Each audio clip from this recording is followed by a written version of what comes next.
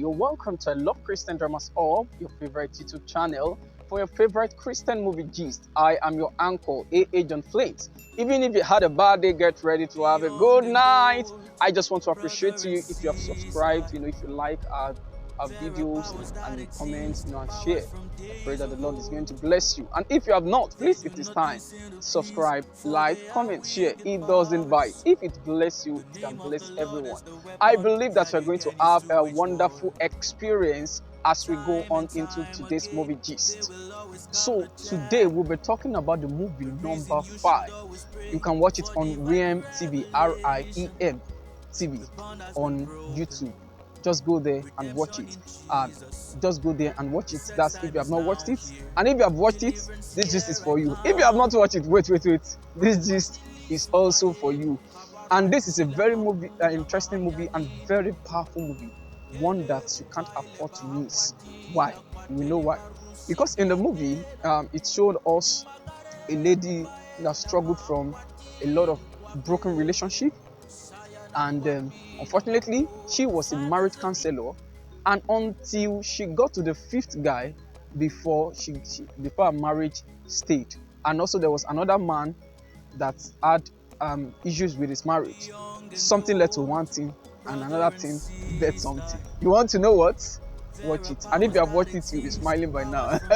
All right, at least I've given you a glimpse of what the movie is about. So the movie, if you have issues with perhaps you're serving God and you're not finding it interesting, your life is not looking like what you want it to be, or maybe maritally there are issues, maybe you're having heartbreak, chopping breakfast back to back, you have limited breakfast, lunch and dinner, and they even give you the midnight again. Don't worry, you want to watch that movie, you are going to be blessed. Or maybe you are even married and maybe one of the partner was lost, or the child was lost, things like that. You want to watch that movie and you are going to be blessed. So I'm going to quickly go to the gist. The first thing I want to talk about. I told you not to go to him. I don't know why you still bother. Well, I still don't believe he can do that to you. Not even him. Why? Is it because he loves God? Or because he's a child of God? Tell me how many of them in the past were not children of God? But what are we going to do now? To square one. And I'm even thinking of quitting this relationship and marriage, whatever. Cancelling and whatever I want. Are you joking? No, I'm not. What's the essence of doing something that does not reflect in your life? Do you know how many homes God has settled through me? Do you know how many courtship God has guided through me? Do you know how many single sisters God has saved from ungodly relationships through me? Do you? But that doesn't give you reason to give up on God now. Then you should answer me. You should answer me because I am tired.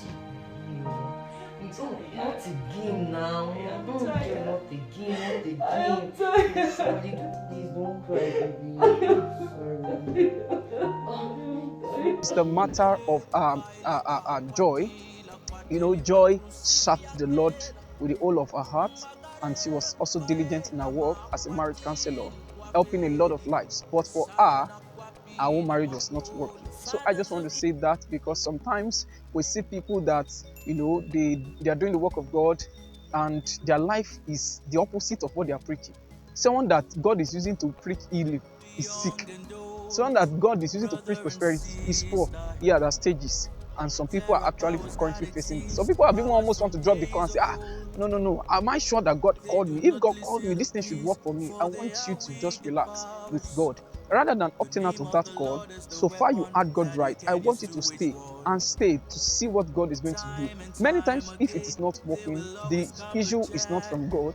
It is with men. Sometimes we have not yet aligned with the principle that birth the manifestation of the prophecy that God has given to us. So rather than say, God, why me? Just say, God, show me. Because something is missing. Once the missing link is gotten, you are going to begin to get your answer. Until Joy began to pray some revelatory prayers, she before it was then that she began to see some deeper things that was stopping the manifestation of her marital bliss. And once that revelation happened, she was able to pray through and she broke through. And when that happened, her marriage was settled. So when you are having this kind of issue, perhaps you are just doing all that you need to do. They have told you, come out, sister, don't walk, don't run from church after grace. Walk slowly. You have walked slowly. They say, brother, you too, be dressing well. You have dressed well. They say, sister, be praying. You have pray, and it's still not working. Instead of you to give up, I want you to rather go to God to pray for revelation, to pray for light, to know the missing link. Sometimes nothing is even wrong. Sometimes it will just be timing, God's timing. Because sometimes, just like Joseph was running from one problem to another. It looked as if his life was the reverse of the prophecy he received. But at the end, God came through at that right timing. Everything that his own mates were trying to get, he got it at once. And you will see that Joseph was the first person in his lineage to get married at a young age. He was the youngest person to marry and even to attain that kind of result. You would have thought that his life is going to be worse than his forefathers, or you see that his life was best. Okay, let me say better, because he was able to allow God's timing to play. So please don't give up on that call. Please don't opt out. Please don't bail out. Don't die, because God still has something He wants to do through your life. Thank you. And to the second point, I want to talk about James. Someone complimented your beauty today. She said you are beautiful. I was happy.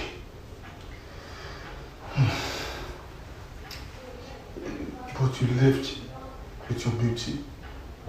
You left me in pain and agony. You left me in depression. Becky, why? Why?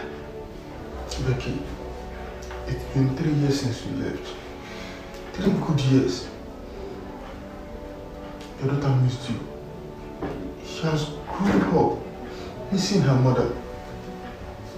Becky, why? Why, please? Come back. Come back, Becky. Becky, come back. Please. Don't leave us. We miss you. We love you.